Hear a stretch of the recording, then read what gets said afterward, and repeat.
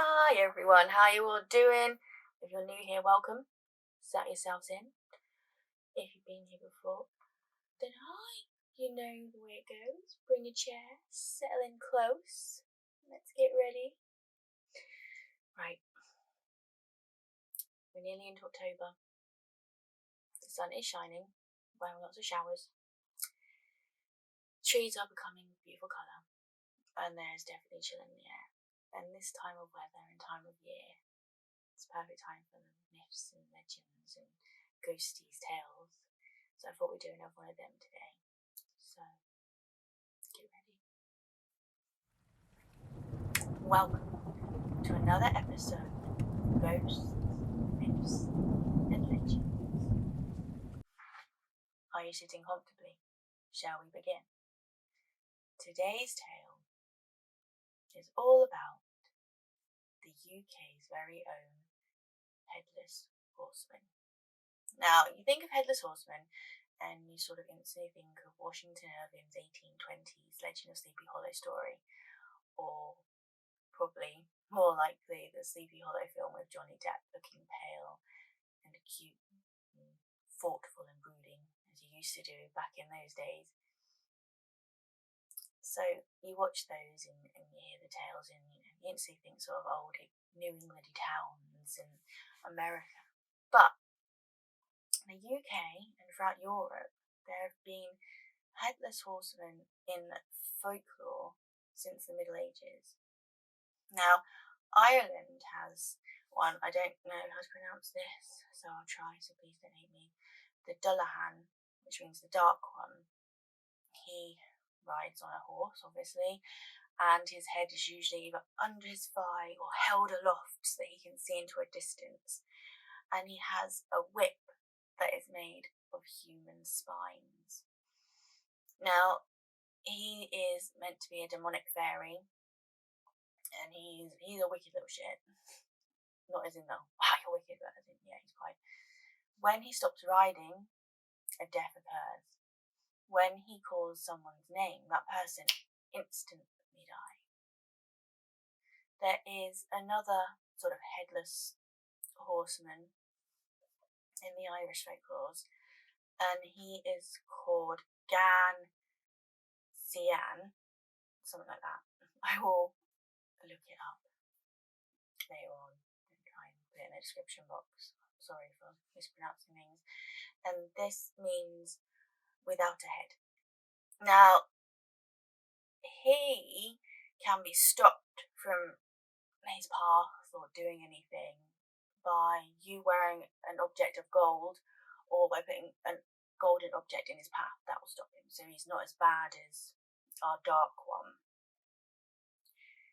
But as well as the legends, there have been different tales of people that have become headless horsemen, and their ghosts roam around, or there are sightings of headless horsemen that have got sort of, well, we'll get to that bit in a minute. I'm rambling now without getting anywhere. Anyway, one of the main headless horsemen that we have in our folklore in the UK is in Scotland on the Isle of Mull. Now, the most famous in that sort of area, well, I think sort of, yeah, roughly that area, is a man named Ewan. Now, Ewan, I got a bit of broccoli road stuck in my mouth.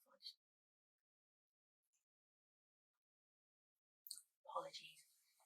Teach me for eating some broccoli road when I'm trying to count calories. He was beheaded in a clan battle in Glen Kenya. Again, I'm not sure how to pronounce these names. I will look it up. I don't know what I whispered. So you me. And because he was beheaded in this battle, it took away his chances of being a chieftain. And I think it kind of upset him and pissed him off that he was robbed of that chance.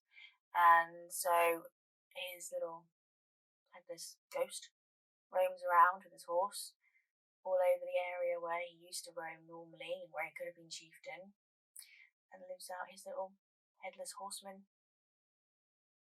thing nowadays. Now, there is also a Headless Horseman on Stoke-on-Trent, and he is mainly on Butterton Moor. Now, some people think, this is what I was rambling about before, some people think that he was like an evil spirit cast out of heaven, and his punishment is to roam endlessly lonely round the moors. Other people think that he was a murderer and he was beheaded for his crimes, and so he sort of roams around over the area like people do because of it, maybe looking for his head, maybe looking for the people that beheaded him. And the one on the moor, there have been lots of sightings of him. People have apparently tried to follow him and track him down, and some, I didn't remember reading how this has been done, but some people apparently have even tried to use his legend for their own evil purposes. I don't know. He's meant to come out a lot around May 18th in that area, and there was a group that thought they would try and sort of do a stakeout around the places where he goes, and sort of keep an eye out, and but nothing happened. They didn't see anything, and so they're disheartened and disappointed. But on the way home, it was very early in the morning and it was very misty. There was no one else around when they suddenly heard horses' hooves. But previously there hadn't been any horses, and he went around, but they heard the horse's footsteps. But it's not just hearing footsteps from a group of people that are trying to find him. There was the tale of a farmer in that area, because the Butterton Moor Headless Horseman, he has quite a far-reaching area that he likes to roam around. He has the whole of Butterton, Warslow, Oncote, Leek, and so he's got a big area. And there was this farmer, and he was coming home. He lived in Woncott, and he was feeling sleepy. He'd been out. He was a bit fuddled from some beers. I mean, he even says this. He said he was feeling a bit funny. But he suddenly saw a horse and a rider coming his way, and he was like, "Oh, okay, it's probably a neighbour. That'd be good." In the state I'm in, and he said, "Right, well, maybe not like that. All right, can I have a lift home?" Thinking that it was a neighbour, somebody new. And then his day went really downhill, because before he knew what happened, he was in the Headless Horseman's grip. Now, the Headless Horseman definitely flew. Like some would say, the devil was in him or driving him on, because they went over fences and hedges and over trees. And at times the farmer said that he could feel his feet touching the highest branches of the trees with the way that the horse and the rider were jumping. Finally, they got to Woncott, and I don't know if I should say this, but we know what I'm like if you've been here before. He did do what the farmer asked. It might not have been the nicest way, and it probably scared the hell out of the farmer, but he asked him to take him home, and he did. He was thrown to the ground, but it was very close to where he lived, so he kind of did do what he asked. But then he vanished, like they do. And the farmer was badly broken up and bruised, and was put to bed. And not in a good way. And unfortunately, within a few days, he had taken his last breath. Now, the tales are carried on. There's still sightings now. In the 1920s, a journalist was doing a report into sightings of him, and a young woman, Mrs. Wood of Back Lane, Butterton, I think, yeah. She told the journalist that she was coming home one evening with a young boy on a moonlit night from a Mayfair. And they're walking along a road when suddenly something started approaching them that, well, terrified her. She was very, very afraid. And there was like the little sort of walls there along the roadsides and those sort of places. And she jumped over the wall with the little boy and crouched behind it. And they could see a horse and a rider approaching.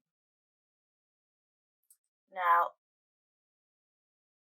the rider turned on his horse, and she could see that he was headless. And the horse and him slowly carried on that way and disappeared for an adjoining building. Like I said, and it isn't just like old stories. There are meant to be lots of sightings of the Headless Horseman. So it's not just America or a little tale. We have lots of our own little Headless Horsemen. Now, the fun fact, not for Ewan, but yeah, the fun fact about Ewan, and I didn't say, is, because I forgot, that it's not just him who's headless. When you see them roaming around Dullahan House, the horse is headless too. And I've never heard of that before, the Headless Horseman, but yeah, the horse is headless too when they're going on their haunts. But anyway, that was just a quick little one today because I thought, why not? I kind of really fancied watching Sleepy Hollow the other day. And I was thinking about it and I was looking it up and, reading about it. I was like, UK's own Headless Horseman. It's interesting. Things like that interest me. And I thought, yeah, I'll talk about it. I hope you liked it. It's only a short one today. Probably you're thinking, yay. But anyway, thanks for watching with me. Hope you enjoyed it. Maybe one day you'll go to Dullahan House around the Autumnal and see if you can find him. Or go around Button Moor around May 18th and see if you can see the Headless Horseman down there. Anyways, have a great day. Stay safe. Maybe start wrapping up warm because I'm thinking about digging my hat out soon. Take an umbrella or a good wet coat because it is getting to that time of year. I think it's raining out here again. You're wonderful. Thank you for hanging around with me. Thumbs up if you liked it. Subscribe, ding-a-ling, all that jazz. Have a wonderful day and hopefully talk to you again soon. Bye!